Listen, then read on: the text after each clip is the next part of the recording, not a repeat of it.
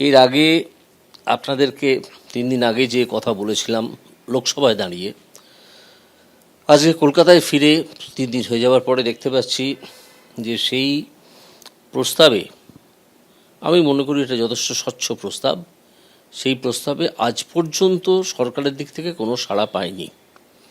তাই আমি আবার রাজনীতি না করে, রাজনীতির ঊর্ধ্বে উঠে মমতা বন্দ্যোপাধ্যায়কে দিদি বলে সম্বোধন করে আবার বলবো যে দিদি একটা কাজ করুন, না হলে এই যে ছেলেগুলো, যে মেয়েগুলো জেনুইনলি চাকরি পেয়েছে তারা তো মরতে বসেছে।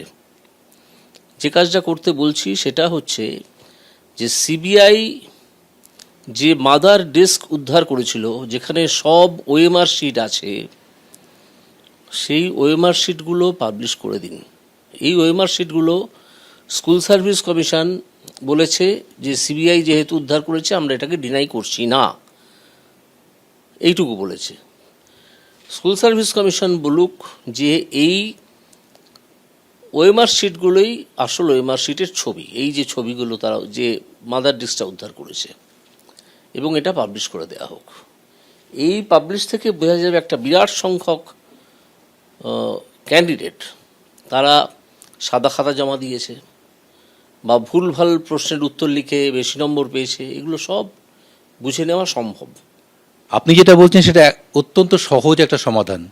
সিবিআই এর হাতে মাদার ডিস্ক রয়েছে, সেখানে ওএমআর শিটের একটা প্রতিলিপি রয়েছে সেখানে, এবং সেটাকে সামনে আনলে কোনটা জাল কোনটা সৎ পথে পাওয়া পরিষ্কার হয়ে যাবে। এই তথ্য সম্পর্কে কি এতদিন পর্যন্ত সরকার, এসএসসি, আদালত, আইনজীবী কেউ অবগত ছিল না? তাহলে এই প্রশ্নটা আসছে এখন কেন? আইনজীবীরা অবগত ছিলেন, আদালতকে তারা তাদের মতো করে জানিয়েও ছিলেন, কিন্তু এতে সবসময়, আমি আজকে কোনো বিতর্কিত শব্দ ব্যবহার করব না বলে বলছি, যে এতে সে সময় এগুলো করা যায়নি যে কোনো কারণেই হোক। যেহেতু আজকে আমাদের রাজনীতির ঊর্ধ্বে উঠে এই বাচ্চা ছেলেগুলো আমাদের চেয়ে অনেক বয়সে ছোট, তাদের স্বার্থ দেখতে হবে, তারা যে বিপাকে পড়েছে সেখান থেকে তাদের উদ্ধার করতে হবে, সেই জন্যই আমি বলছি যে এটা এখন করা সম্ভব, যে কোনো কারণেই হোক, আগে করা হয়নি। এবং স্কুল সার্ভিস কমিশন সিবিআই এর উদ্ধার করা এটাকে মেনে নিয়েছে, শুধু এইটুকু বলেনি যে আমরা এটা অ্যাকসেপ্ট করছি, আমরা ডিনাই করছি কথা বলেনি। তো এইটা পাবলিশ করলেই অনেক জিনিস পাওয়া যাবে, অনেক। এই তথ্যটা যদি সুপ্রিম কোর্টের গোচরে আনা যেত তাহলে সুপ্রিম কোর্ট তো সদর্থক পদক্ষেপ নিত। তা প্রশ্নটা তো এখানেই আসে যে গোচরে আনা হলো না কেন? দেখুন, এই বিতর্কে আমি আবার ঢুকবো না, সাথে আবার দোষারোপের পালা শুরু হবে।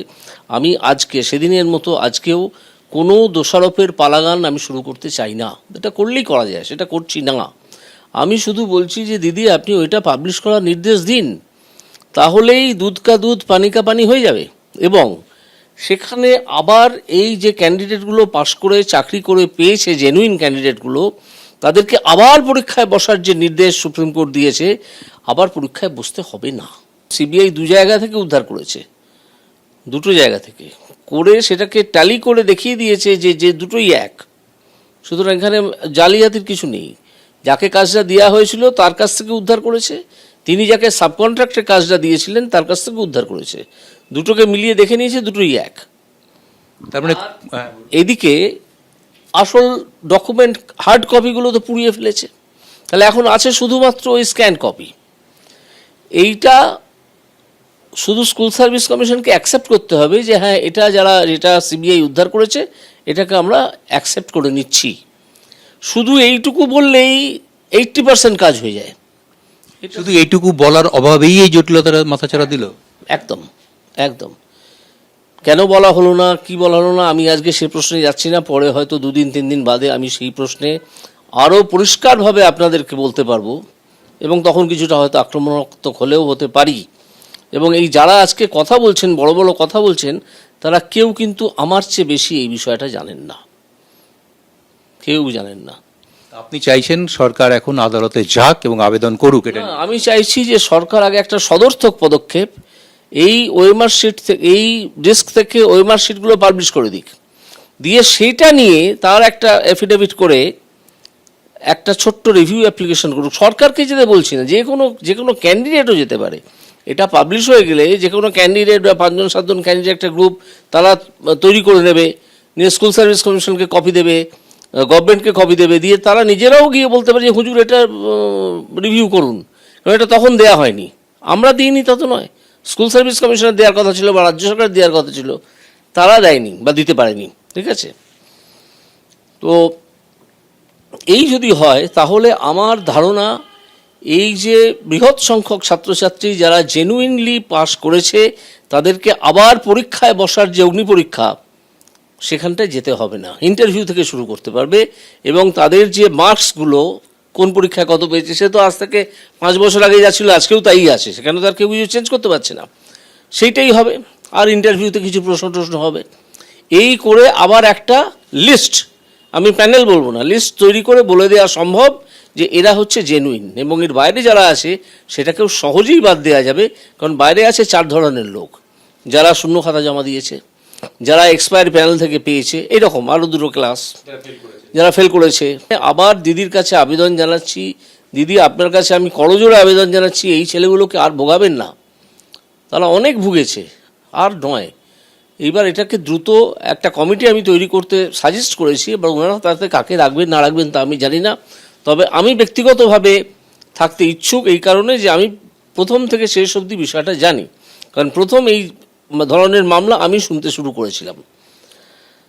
তো আমার থাকার ইচ্ছে আছে, যদি না রাখেন না রাখবেন, কিন্তু একটা কমিটি করুন, সব যারা যারা অ্যাপিয়ার করেছিল, যে উকিলরা, আপনাদের অ্যাডভোকেট জেনারেল, স্কুল সার্ভিস কমিশনের আইনজীবী, সবাই মিলে একটা করুন, যাতে তারা পদ্ধতিটা যে কাজটা হবে সেটাকে দেখভাল করতে পারে। শুধু স্কুল সার্ভিস কমিশনে যে দেখভাল করবে এমন নয়, সেই কমিটিটাও করবে, এটা করুন, করে অতি দ্রুত এটাকে অতি দ্রুত বার করে দেয়, এটা 2 দিনের ব্যাপার, কিচ্ছু না, শুধু আর কে পাস করলো না করলো সেটাও করতেও 2 দিন লাগে। ক্যামেরায় পার্থর সঙ্গে দীপক ঘোষ, এবিপি আনন্দ, কলকাতা।